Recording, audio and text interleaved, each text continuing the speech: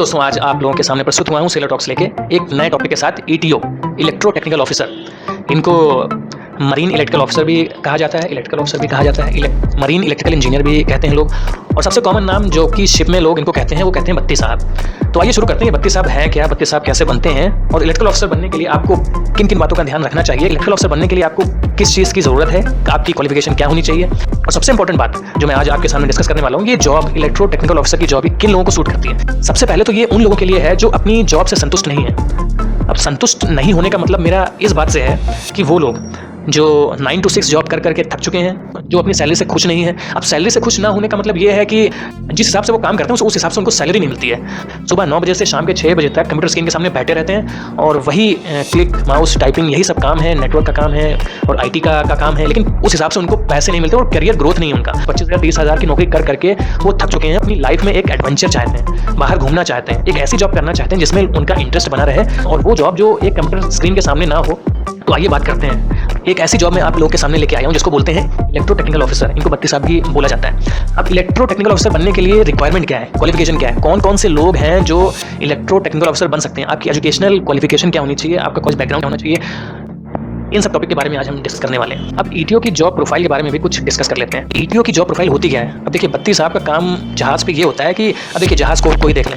अब जहाज में इतना बड़ा जहाज होता है, कई सारी मशीनरी रहती हैं और उन मशीनरी को चलाने के लिए इलेक्ट्रिकल और इलेक्ट्रॉनिक सिस्टम होते हैं। जो टेक्नोलॉजी होती है उसमें इलेक्ट्रिकल और इलेक्ट्रॉनिक्स का बहुत यूज़ होता है। जहाज जो होता है वो बहुत बड़ा जहाज होता है, उसमें बहुत सारी मशीनरी रहती हैं। उन मशीनरी में इलेक्ट्रिकल और इलेक्ट्रॉनिक्स इक्विपमेंट होते हैं और उसमें फॉल्ट आती ही रहती है। हर दूसरे दिन तीसरे दिन कुछ ना कुछ फॉल्ट, इतनी सारी मशीनरी रहती है, कहीं ना कहीं उसमें कुछ ना कुछ फॉल्ट, कुछ ना कुछ कमी आती रहती है। अब उन सब फॉल्ट को दूर करने के लिए इलेक्ट्रिकल ऑफिसर होता है जहाज पे। हालांकि उसके साथ में कोई ना कोई असिस्टेंट रहता है जो उसकी उस चीज़ में हेल्प करता है, लेकिन उस मशीनरी को ठीक करने के लिए इलेक्ट्रिकल ऑफिसर के पास एक्सपर्टीज रहती है। इलेक्ट्रिकल और इलेक्ट्रॉनिक से रिलेटेड की जितनी भी मशीनरी रहती है उन सबको बत्ती साहब ठीक करते हैं। इलेक्ट्रिकल ऑफिसर इंजन रूम में काम करते हैं, वो एक इंजन डिपार्टमेंट के मेंबर होते हैं। अब बात कर लेते हैं इलेक्ट्रिकल ऑफिसर बनने के लिए एजुकेशनल क्वालिफिकेशन क्या होनी चाहिए।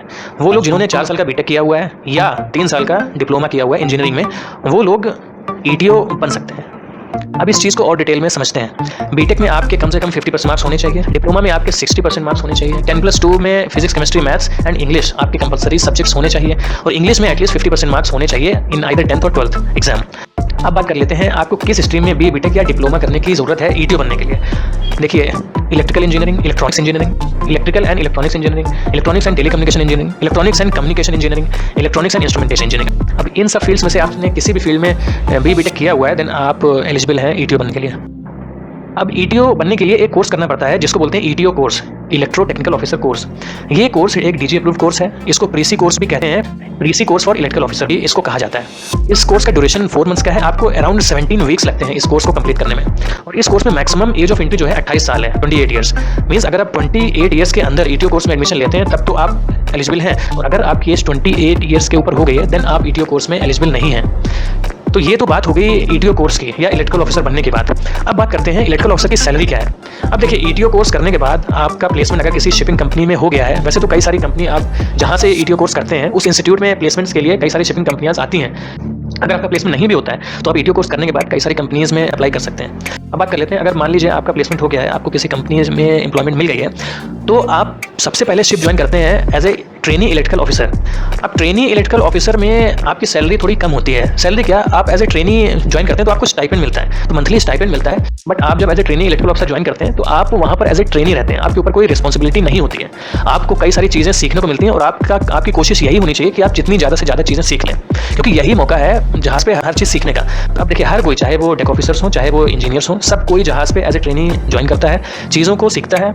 इसके बाद साइन अप करने के बाद वो एग्जाम देता है, लाइसेंस के लिए अप्लाई करता है, और उसके बाद वो जब सर्टिफिकेट ऑफिसर बन जाता है, फिर वो जब शिप ज्वाइन करता है तो उसकी सैलरी बहुत ज़्यादा हो जाती है। ट्रेनी और एज ए मेन ऑफिसर की सैलरी में डिफरेंस बहुत ज़्यादा होता है। आप सबसे पहले शिप ज्वाइन करते हैं as a trainee electrical officer, आपको मंथली स्टाइपेंड मिलता है। मंथली स्टाइपेंड अराउंड $1,000 to $1,500 होता है, जो कि अगर हम इंडियन करेंसी में बात करें तो अराउंड 1 लाख रुपए महीने का मिलता है। अब आप कुछ महीने as a trainee electrical officer ship पे सेल करते हैं, एक्सपीरियंस गेन करते हैं, हैं और एक्सपीरियंस गेन करने के बाद जब आपका एक पर्टिकुलर टाइम पीरियड हो जाता है, जिसको कि सी टाइम बोलते हैं, उस सी टाइम को कंप्लीट करने के बाद जब आप शिप से साइन अप करते हैं तो आप इलेक्ट्रो टेक्निकल ऑफिसर लाइसेंस के लिए अप्लाई करते हैं। वहाँ पे आप फिर से एक MMD में एग्जाम देते हैं। एग्जाम क्लियर करने के बाद आपको इलेक्ट्रो टेक्निकल ऑफिसर का लाइसेंस मिलता है। अब आप एक लाइसेंस होल्डर बन जाते हैं, मतलब एक लाइसेंस होल्डर इलेक्ट्रिकल ऑफिसर। अब लाइसेंस होल्डर इलेक्ट्रिकल ऑफिसर बनने के बाद जब आप शिप ज्वाइन करते हैं तो आपके ऊपर सारी रिस्पॉन्सिबिलिटी आ जाती है। अब आप शिप पे कोई भी मशीनरी में फॉल्ट होती है, वो इलेक्ट्रिकल या इलेक्ट्रॉनिक से रिलेटेड होती है, तो सब लोग आपको कॉल करते हैं। आप उस मशीनरी को देखते हैं, उसमें फॉल्ट ढूंढते हैं और उसको रिपेयर करते हैं। लाइसेंस होल्डर इलेक्ट्रिकल ऑफिसर की सैलरी अराउंड $4,500 से $5,500 एवरेज सैलरी होती है। तो अगर हम इंडियन मनी में बात करें, I mean licence holder electrical officer की सैलरी 3.5 लाख से 4.5 लाख रुपए महीने की सैलरी होती है। तो इसीलिए मैंने कहा कि बीटेक करने के बाद ये कोर्स उन लोगों के लिए है जो लोग अपनी जॉब से संतुष्ट नहीं हैं, जिनके पास करियर ग्रोथ नहीं है, या जो ऐसी कंपनीज में हैं जिनमें करियर ग्रोथ नहीं है। बीटेक तो कर लिया है, इंजीनियर बन गए हैं, बट असल में वो कुछ और ही कर रहे हैं। तो इसलिए ये जॉब उन सब लोगों के लिए है। आई होप इस वीडियो से आपको बहुत कुछ जानने को मिला होगा। और अगर आपको इस चैनल का कंटेंट अच्छा लग रहा है, अगर आपको लग रहा है कि मुझे कुछ नई चीज़ जानने को मिल रही है, तो प्लीज़ चैनल को लाइक शेयर सब्सक्राइब ज़रूर करें। आपके एक सब्सक्राइब से मुझे बहुत मोटिवेशन मिलता है। जितना ज़्यादा मेरे चैनल को आप लाइक सब्सक्राइब शेयर करेंगे, मैं उतना ही ज़्यादा अच्छे कंटेंट लाने के लिए कोशिश करूँगा। तो इन्हीं सब चीज़ों के साथ आज आपसे विदा लेता हूँ। मिलते हैं अगले वीडियो में एक नए टॉपिक के साथ। तब तक के लिए बाय बाय।